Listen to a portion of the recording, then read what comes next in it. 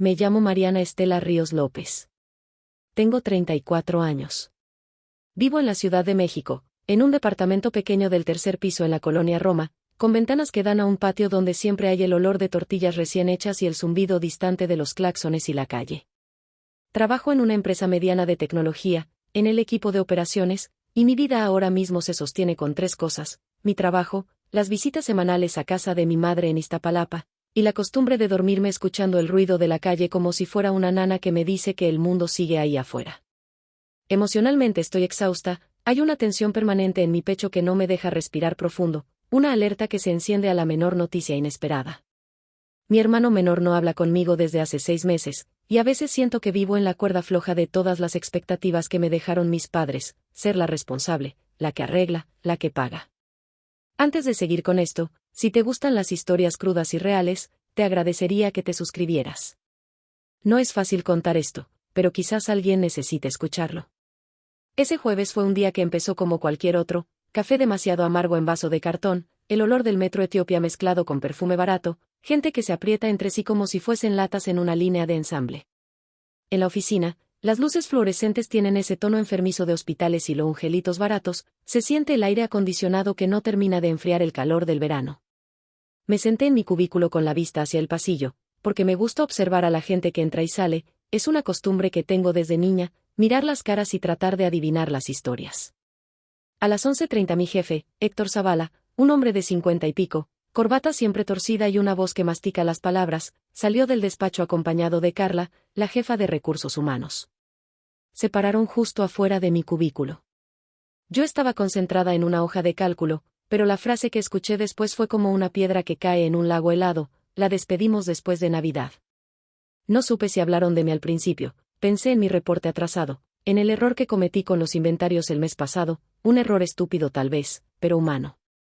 Me sentí helada. El latido en mi cuello se hizo audible para mí. Me quedé quieta, con la taza de café en la mano, observando la puerta del despacho de Héctor como si de allí pudiera salir la explicación que necesitaba. Caminé despacio hasta la máquina de agua, como en piloto automático, pero mi pulso era una marcha. En la cocina escuché sus risas bajas y la frase se repitió, esta vez más clara: la despedimos después de Navidad, mejor así no hacemos un escándalo ahora. No dijeron el nombre, pero todos los hilos del absurdo me llevaron a mí. Yo era una de las pocas que podía cargar con la etiqueta de flexible, que en la práctica significa la que siempre puede ser reemplazada sin tanto ruido. Pensé en mi madre, en su presión cuando me llama y me recuerda los medicamentos que necesita. Pensé en los pagos del departamento que vencen siempre en la misma semana de cada mes. La idea de perder mi trabajo era un disparo al corazón. Salí a fumar, aunque no fumo, a veces me encierro en un hábito ajeno para sentir que mi mano hace algo. Saqué mi teléfono. La voz de Héctor se repetía en mi cabeza como una cinta rota. Tenía la grabadora debajo del icono de notas de voz desde hacía semanas. Había llegado a una paranoia en la que pensé que guardar pruebas sería sensato si algo pasaba, y en esa mañana, mientras sostenía el teléfono con las manos temblorosas, grabé los minutos en los que hablaban. No fue planificado. Fue un impulso, una urgencia antigua que me alertaba: protege lo poco que tienes. Regresé a mi cubículo con la voz en mi oído como si fuera una especie de juramento. No dije nada a nadie. Pasé la tarde con la misma sensación de estar en la cuerda floja: mira la pantalla, respira, te sostienes. Mi trabajo me dio refugio en la mecánica: resolver tickets, mover hojas, responder correos. Pero cuando me quedé sola ese día, en la oscuridad de mi departamento mientras la colonia olía a pozole de un puesto cercano, la grabación me pesó como una piedra. ¿Qué debía hacer con esa evidencia? ¿Presentarla en recursos humanos? ¿Arriesgarme a que me acusaran de grabar ilegalmente, de traición? ¿Esperar y seguir como si nada? ¿O sacarla del círculo, afuera, donde quizás alguien con más poder pudiera escucharlo sin la complicidad de Héctor? La voz de mi padre, que se fue cuando yo tenía 10 años y dejó una tarjeta de cumpleaños con la frase: espero que esto te sirva para algo, resonó en mi memoria. Crecí creyendo que el dinero era la única verdad que mantendría a las personas. Me convertí en la proveedora. Mi madre trabajó hasta que su espalda no dio más. Yo asumí que perder el trabajo era igual a perder la dignidad, la posibilidad de recuperar el aliento que cada mes me roba la incertidumbre. Esa noche no dormí. Me quedé en vela, escuchando los sonidos de la colonia mezclados con la lluvia lejana, pensando en el efecto mariposa de cada decisión. Al amanecer, con la luz pálida filtrándose entre las cortinas, abrí el correo. Escribí una nota breve, sin florituras, adjunto evidencia de prácticas irregulares y comentarios que podrían constituir despido injustificado o acoso laboral. Solicito investigación y medidas de protección para mi persona. Lo adjunté al correo del CEO de la empresa. No lo conocía personalmente, lo había visto en una foto institucional de Recursos Humanos, Álvaro Méndez, un hombre serio en traje y con la mirada de quien mira siempre hacia el horizonte. No pensé que sería quien abriría el correo, pensé en anonimizarlo, pero la costumbre de la franqueza me ganó, firmé con mi nombre, porque ya no quería vivir con miedo. Envié también una copia a la Dirección General de Recursos Humanos y a un buzón de ética que la empresa tiene en su política, una trampa de burocracia que a veces sirve, pero sobre la que pocas veces confías. Después de dar, enviar, sentí una mezcla de alivio y vértigo. Fue como lanzarme al vacío y, por primera vez en mucho tiempo, no quedarme paralizada antes de saltar. Sabía que podía traer consecuencias, mi despido, la mirada de mi hermano al enterarse, la posibilidad de que Héctor se cerrara como un animal herido y encontrara la forma de hacerme pagar. Pero también sabía que quedarme callada era un tipo de suicidio lento.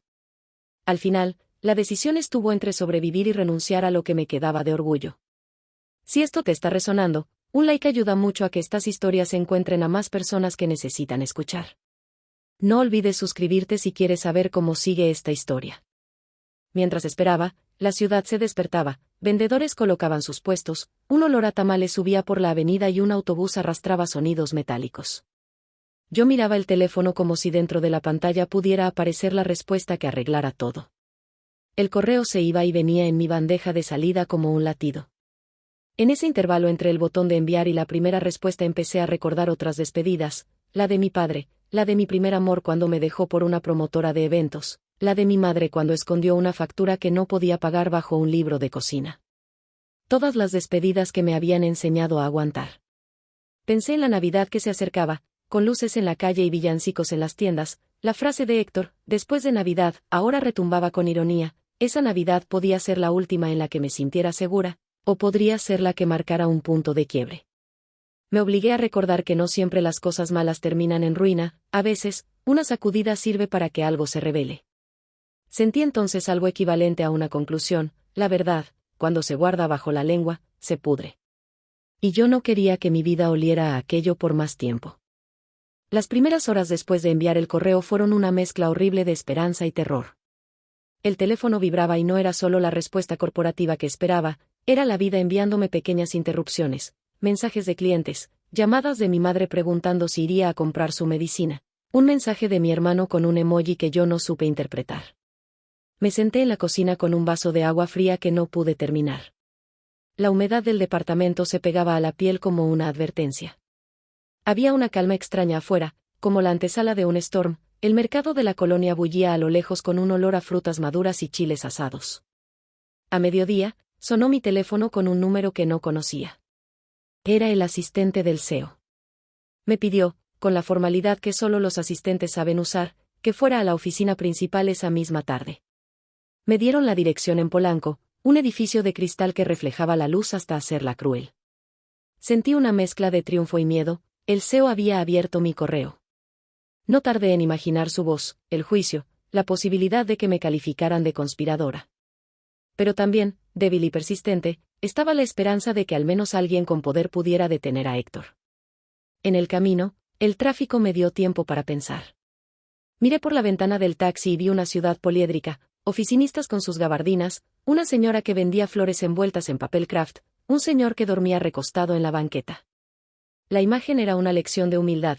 La ciudad sostiene millones de vidas a la vez, y la mía no era tan singular como para merecer atención, y sin embargo, allí iba yo, con una grabación que podía ser mi salvavidas o mi condena.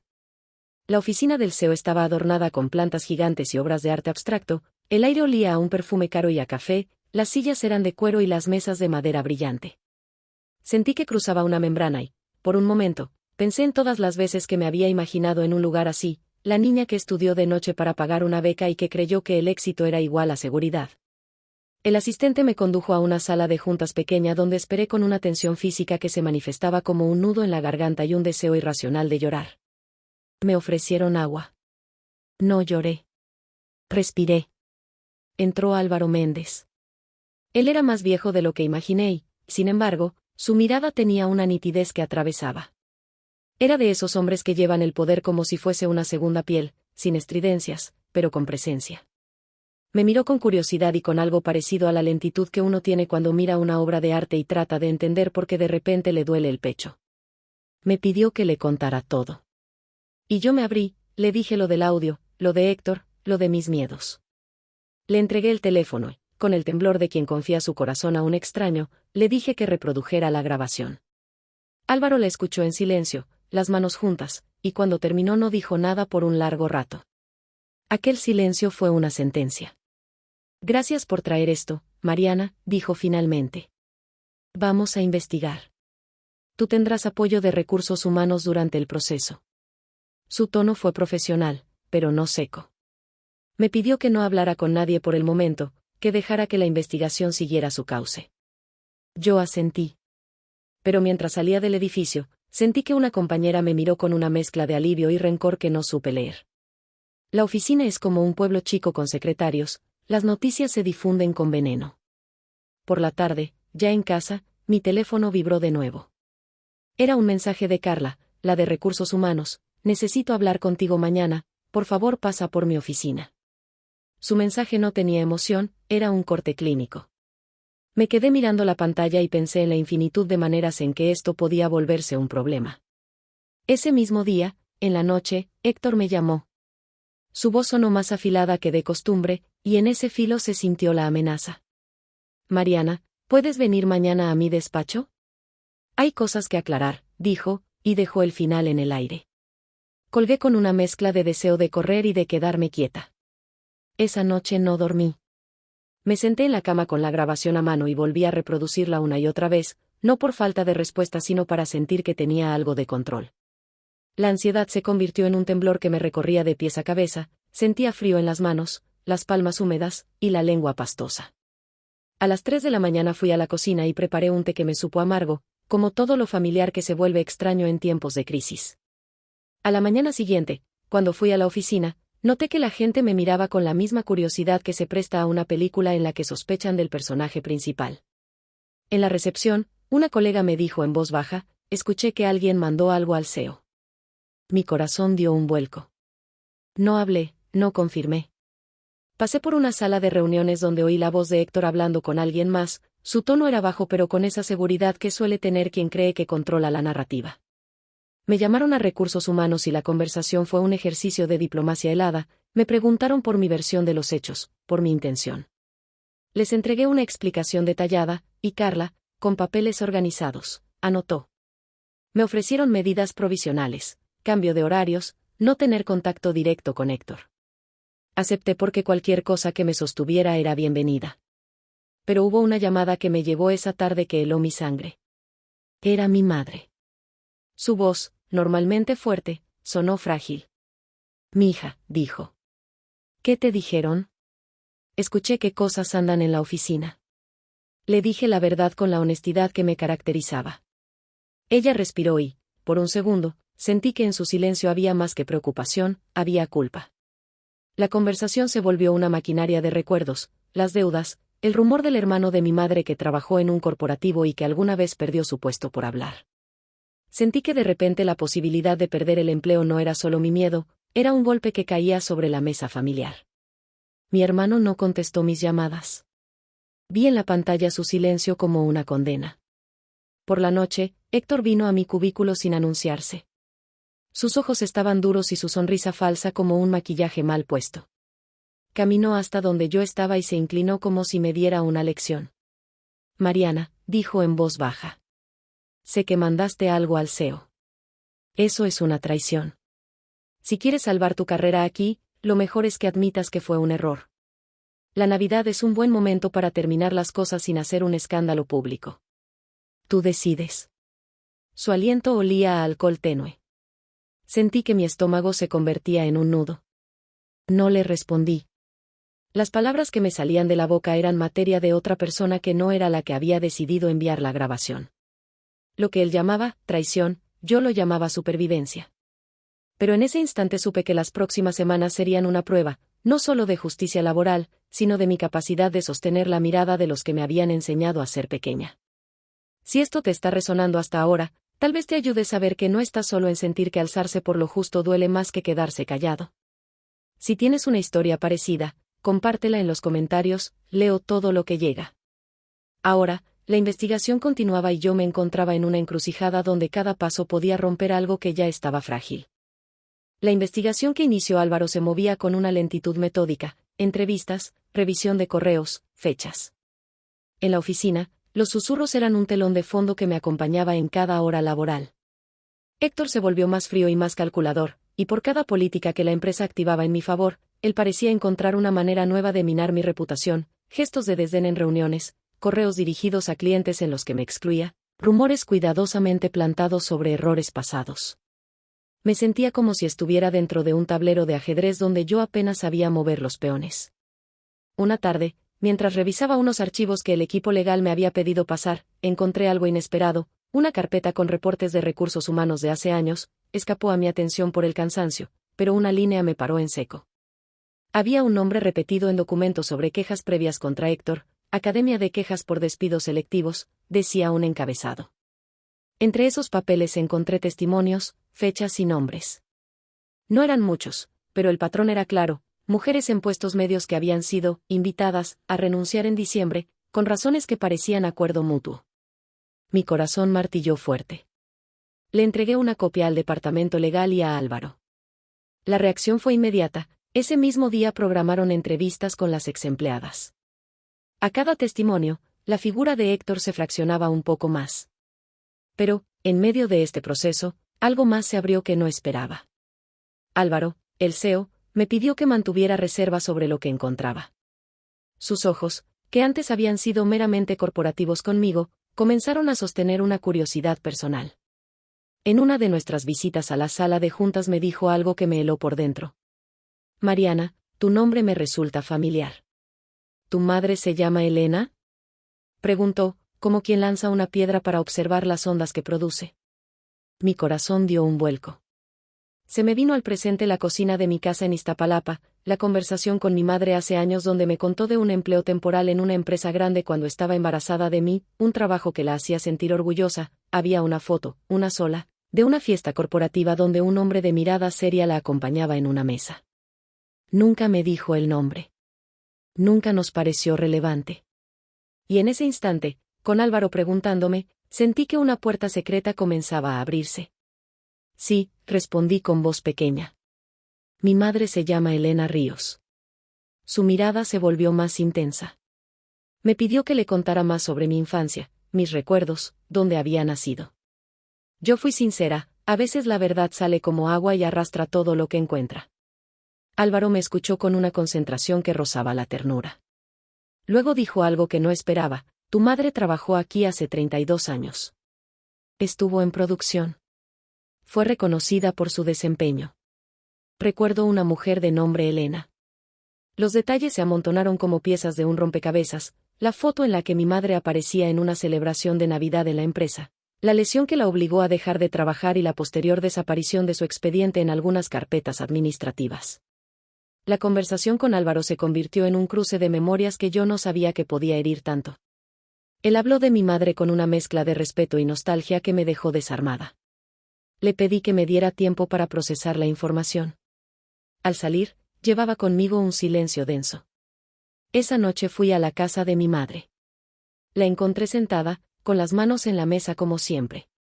Ella me miró y su rostro se quebró apenas la vi. Le conté, con las palabras que pude reunir, que mi jefe había intentado despedirme y que la investigación proseguía. Le conté también que el CEO había recordado su nombre. El silencio que siguió fue el de un pozo antiguo. Ella bajó la vista y por primera vez desde que tengo memoria, la vi temblar. Mariana, dijo con voz pequeña. Hay cosas que no te conté porque pensé que te harían daño. No fue que me despidieran y ya. Hubo complicaciones. Una vez conocí a un hombre aquí, en la empresa. Fue cuando tenías apenas meses. Fue un tiempo confuso. Él me ayudó con el transporte, con poco, y me prometió cosas que eran imposibles entonces. Nunca me casé con él. Me dio palabras. No me dio futuro. Me asusté y me fui. No quise revivirlo por ti. Mi cuerpo se contrajo. Sentí que una ola de recuerdos se me venía encima, las explicaciones a medias, la poca presencia de un padre que no existió en las fechas que recuerdo. Pregunté, con la voz que se fractura cuando exige la verdad. ¿Él era Álvaro? Mi madre cerró los ojos y asintió apenas. Fue como si, al pronunciarse el nombre, una casa se colapsará. Todas las piezas de mi infancia encajaron y dolieron. Me sentí traicionada no solo por el hombre que había creado la ausencia, sino por la vida entera que había sido construida en la sombra de un secreto. Esa noche no dormí. Caminé por la calle con el frío mojado de la lluvia reciente, y la ciudad parecía más grande y más ajena. Pensé en Álvaro en su oficina, en los papeles que me mostró, en la posibilidad de que el hombre que ahora investigaba a mi jefe fuera el mismo que alguna vez fue parte de la vida de mi madre. ¿Qué significaba eso para mí? Que todo lo que había hecho para sobrevivir, para mantener a mi madre, era una deuda con una persona que me había abandonado. Las preguntas no venían solas, venía con ellas el miedo a revelar algo que podía fracturar la estructura que tenía. Mi hermano, que había visto a nuestra madre luchar y que siempre planeó su vida alrededor de la estabilidad que yo buscaba, podría sentirse traicionado. ¿Y si él se enteraba y pensaba que yo busqué conectarme con alguien poderoso para salvar mi situación laboral? No soportaría que me acusara de comprar el silencio familiar. Al día siguiente, Álvaro me pidió que le mostrara la carpeta con los testimonios contra Héctor.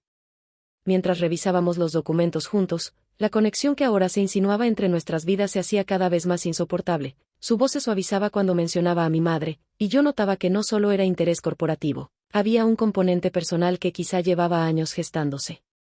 Me dijo, con sinceridad que sonaba a arrepentimiento. Si hay algo más en lo que deba reparar, te lo diré. Pero ahora lo importante es que se haga justicia. Yo quería creerle.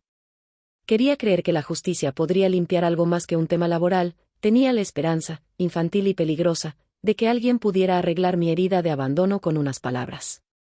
Sin embargo, también sabía que los actos del pasado no se reparan tan fácil, y que la verdad, cuando sale de la tierra, deja un páramo después de sí. Tenía que decidir cuánto estaba dispuesta a exponer, a exigir, a perdonar. Y en esa decisión había más que mi trabajo, estaba mi identidad, la historia que me conté durante años para sobrevivir. Cuando el proceso contra Héctor comenzó a tomar forma, el ambiente en la empresa se electrificó. Hubo audiencias internas, entrevistas con abogados, y una sensación constante de que todo podía explotar en cualquier momento. Héctor se defendía como quien pelea por algo que no quiere perder, su posición, sus poderíos y la posibilidad de controlar el destino de otros sin rendir cuentas. A cada testimonio en su contra, él respondía con negación y con la estrategia de ensuciar la reputación de las denunciantes. Era un juego viejo y brutal, el que tiene más recursos hace más ruido. En medio del proceso, apareció una carta anónima en el buzón de recursos humanos, acusaciones contra la integridad de algunas de las mujeres que testificaron. Fue una maniobra clásica, algo que las compañías intentan manejar con protocolos. Sentí que Héctor no solo quería salvar su puesto, quería destruir la credibilidad de cualquiera que supiera algo. Y ahí comprendí que ya no estaba solo ante un jefe abusivo, estaba lidiando con una maquinaria que podía devorar vidas con presiones y falsas narrativas. Álvaro tomó decisiones firmes. Ordenó una auditoría completa y la suspensión temporal de Héctor mientras la investigación seguía su curso. Cuando anunció la medida en una reunión, su voz fue clara, sin triunfalismos. Sentí una mezcla de alivio y culpa, alivio porque había logrado algo que pensé imposible, y culpa porque la atención que ahora gravita sobre la familia, porque la noticia de la investigación terminó filtrándose, iba a golpear a mi madre. Ella se convirtió en el personaje secundario de una trama donde su pasado era clave. Las preguntas de curiosos, los mensajes malintencionados sobre su trabajo anterior, todo eso la hizo retraerse. Una noche, mi hermano finalmente habló conmigo por teléfono. Su voz sonó rota y acusadora. ¿Por qué no me dijiste que mamá había trabajado para ese señor? Me lanzó como una moneda. ¿Qué más me ocultas? Su enojo me atravesó. No sabía qué decir. La verdad es que tampoco lo sabía. No fue hasta que le expliqué todo, la grabación, la investigación, el descubrimiento sobre nuestra madre, que hubo un silencio largo, pesado. Pensé que lo sabías, dijo por fin. Pensé que eso era algo que sabías y protegías. En ese momento supe por qué se había alejado. Él sentía que yo asumía la carga de la verdad, que yo me había quedado con secretos que nos pertenecían a ambos. Intenté explicarle mis razones: miedo, vergüenza, la posibilidad de que saber no arreglara nada sino que rompiera. Las palabras no bastaron. Nos dejamos con una promesa tensa de volver a hablar, pero las cosas ya no podrían volver al punto anterior. Mientras tanto, en la empresa, las cosas se movían con consecuencias tangibles. Héctor fue suspendido y la dirección abrió una carpeta para denunciar su comportamiento. La prensa, siempre hambrienta de escándalos corporativos, comenzó a interesarse. Lo que empezó como un rumor se convirtió en una nota en un blog y luego en un pequeño artículo local. Las redes comentaron con crueldad la historia de mi madre. Algunos recordaban su antiguo trabajo y lo mezclaban todo con especulaciones sensacionalistas. Fue una vez más la experiencia de la exposición. Los detalles íntimos de nuestra vida ahora eran público espectáculo. En medio de la tormenta, Álvaro me pidió que lo acompañara a una reunión privada. Su rostro estaba cansado, pero su voz contenía una firmeza que yo ya conocía. Mariana, dijo. Quiero que sepas algo. No vine aquí a cubrir a nadie. Si la investigación demuestra que Héctor actuó mal, se procederá. Por otro lado, he comenzado a revisar unos archivos que indican que tu madre fue contratada en circunstancias que merecen un esclarecimiento. Me gustaría facilitar cualquier cosa que ayude a repararlo. Yo quería creer en esa oferta, pero mi instinto me dijo que la reparación tenía un precio. ¿Cuánto pagaría yo por esa reparación? ¿Mi historia transformada en una deuda moral que tendría que saldar con gratitud? Esa noche soñé con un jardín abandonado donde alguien intentaba plantar flores sobre cadáveres. El olor era insoportable. La presión externa llegó a un punto culminante cuando Héctor, en un acto desesperado, filtró algunos correos antiguos donde yo aparecía vinculada a decisiones contables menores que, sacadas de contexto, parecían negligencias graves. Fue una jugada sucia y directa. Vi mi carrera tambalearse otra vez. Fue ahí cuando decidí que ya no me bastaría con pruebas. Necesitaba una estrategia que protegiera no solo mi empleo sino mi dignidad. Hablé con el área legal y propuse hablar públicamente, contar mi verdad. Era un paso arriesgado, pero sentí que ocultar la cara mientras otros mentían era una forma de suicidio silencioso. Antes de que se publicara la declaración, hablé con mi madre. Le dije todo lo que estaba por venir y le pedí que se preparara. Ella me miró con ojos llenos de lagunas, esa mezcla de orgullo y temor que tienen las madres, y me tomó la mano con fuerza. Si tú decides hablar, yo te acompaño, me dijo. No quiero que cargues sola con esto. Fue la primera vez en años que la vi con una determinación que no era sumisa. Sentí algo como una fisura de luz atravesando la oscuridad. Decidí entonces enfrentar a Héctor y su red con la verdad al centro, mis pruebas, los testimonios y la historia que mi madre guardó por miedo. La presentación fue dolorosa. Hubo momentos en los que sentí que mi voz se rompía, que las palabras me pesaban en la lengua. Pero cada vez que mi madre asintió desde la primera fila, algo dentro de mí se afirmaba. La audiencia interna concluyó con la separación definitiva de Héctor. Fue una pequeña victoria en una guerra larga. Legalmente, la empresa debía reparar, y Álvaro impulsó un plan de apoyo para las afectadas. Pero la sensación de haber ganado algo en lo laboral no reparó todo lo demás. Mi madre recibió la noticia con alivio y miedo: alivio porque ya no viviría a la sombra de aquel hombre, miedo porque enfrentar el pasado implicaba reabrir heridas. Después de todo esto, Álvaro me ofreció una reunión personal para hablar de asuntos pendientes. Fue la primera vez que entendí la dimensión real de lo que había desencadenado. La verdad sobre mi madre no era solamente una nota al pie. Era un vínculo que nos conectaba de maneras que no sabía cómo manejar. Él pidió disculpas, con sinceridad vacilante, por lo que mi madre había vivido. Me dijo que había fallado en sostener responsabilidades que en su momento debieron ser suyas. Dijo que quería enmendar. Su voz, cuando dijo esas palabras, dejó tras de sí un silencio que ardía. No puedo pedirte que me perdones, dijo. Pero puedo intentar ser responsable ahora. Sus ojos eran de alguien que intenta redimirse. Yo escuché, y por primera vez en años, sentí que no tenía una respuesta automática.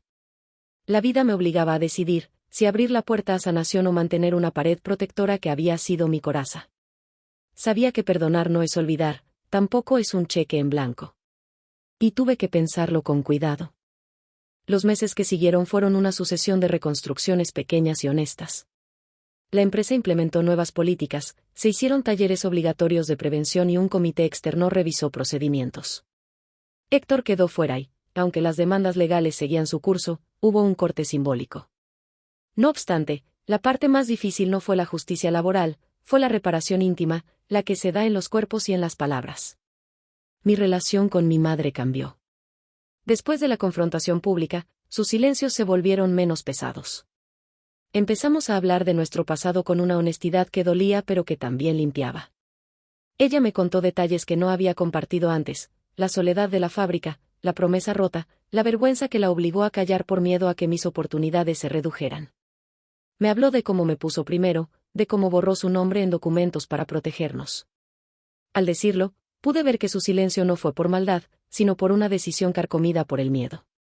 Mi hermano tardó en bajar la guardia. Su dolor no desapareció con explicaciones, la rabia necesitaba tiempo para transformarse en conversación. En una de esas noches largas, lo encontré en la cocina y hablamos hasta que el sol se asomó.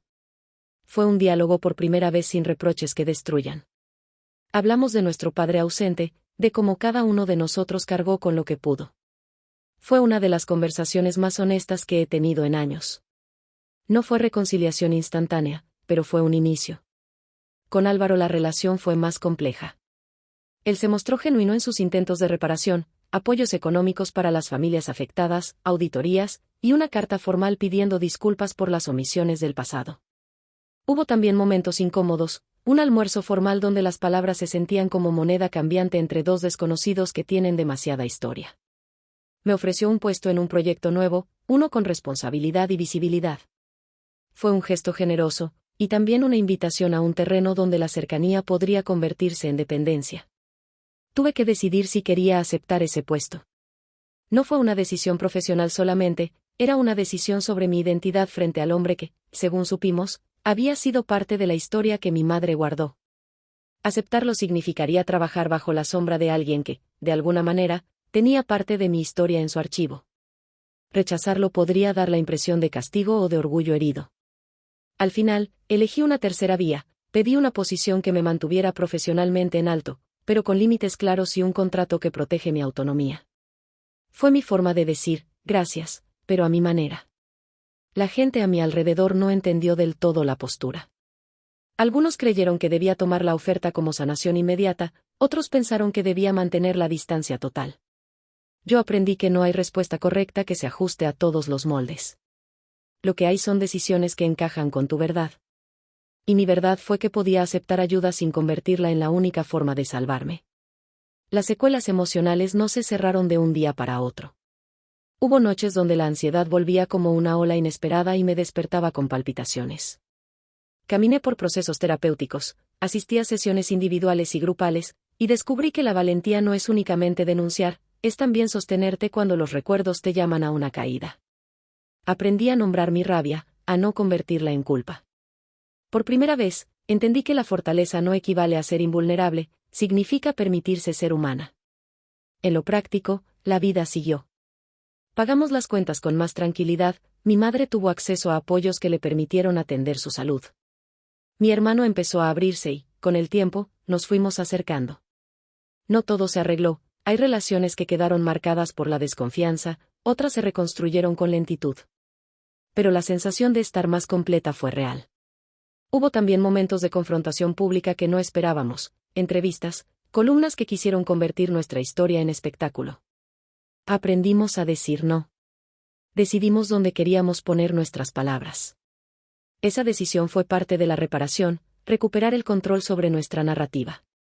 Quiero dejar algo claro, porque la lección que me llevo no es simplista, el mundo no es un sitio donde la verdad siempre triunfa. Hay costos por decirla. Hay pérdidas y ganancias que no siempre se equilibran en una balanza justa. Pero hay una verdad innegable, callar por miedo a perder puede costarte la posibilidad de ser tú misma. Me costó caro, sí. Perdí la comodidad de la invisibilidad, pero gané la posibilidad de mirar mi historia sin ponerle vendas. Si esta historia te tocó, considera suscribirte y dejar un comentario. A veces hablar permite que otros sepan que no están solos. Al final, la voz del CEO y el eco de aquella frase que escuché en el pasillo, la despedimos después de Navidad, se transformaron en algo que no pude prever, una catarsis que nos obligó a mirar a los ojos lo que preferíamos esconder. No fue una película de redenciones mágicas ni un final perfecto. fue un proceso duro, con heridas que aún duelen, con perdones que se trabajan día a día. Hoy camino por la Roma con una sensación de mayor ligereza. A veces me detengo en la esquina donde compraba café y pienso en la mujer que era hace 3 años, más insegura, más dispuesta a aceptar migajas. Siento que he aprendido a pedir más y también a aceptar mis límites. En la intimidad, me repito que la valentía tiene caras distintas: gritar, denunciar, sí, pero también negociar, poner límites y elegir cuándo entrar y cuándo salir. Eso me dejó la historia, la certeza de que una voz, aunque pequeña, puede alterar estructuras. Y que decir la verdad, aunque duela, es a veces la única forma de empezar a hacerse justicia a una misma.